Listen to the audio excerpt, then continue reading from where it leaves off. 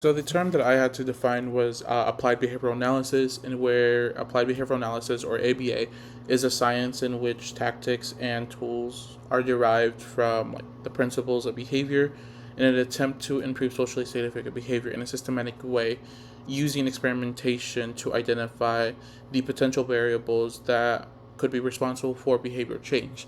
Given that ABA is considered to be a science, we have to use objective description, measurement, and experimentation for scientific inquiry to be valid. And then procedures of behavior change have to be detailed enough and clear enough to be implemented systematically and replicable across multiple settings with different practitioners that it can be reliably reproduced. Tactics that use basic principles of behavior for changing it, only tactics that use basic principles of behavior for changing behavior is considered to be ABA.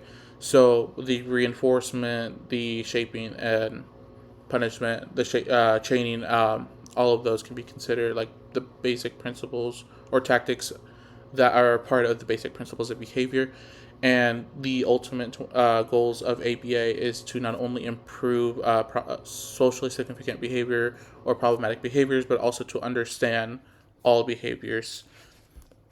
Two real life examples that, in a way that I use like ABA, or that could be real life examples, are with exercise habits, where like I lay out my clothes that I would wear to the gym like the night before. That way, in the morning, shortly after I wake up, and I can go to the gym in the morning, and then after my workout and I come back to my apartment, I can watch my favorite TV show, an episode, guilt free, without worry of like that I haven't really done, that I haven't been productive or anything like that. Showing a sense of positive reinforcement here. Budgeting. I set like alerts biweekly to send out. I send out alerts biweekly to my phone, so where I can remember to send like a certain amount of my paycheck to my savings account. So once I get the alert, I then go and send the money to my savings account, with the where then I can like track the progress over how much I've saved over time and work for a larger goal.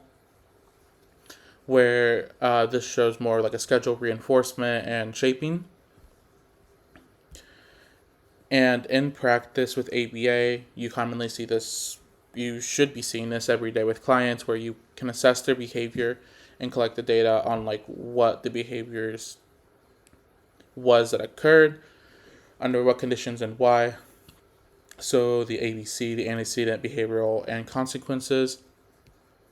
And we attempt to implement interventions where we use various tactics such as reinforcement, prompting, shaping, training, or extinction to help build the set skills and reduce the problem behaviors.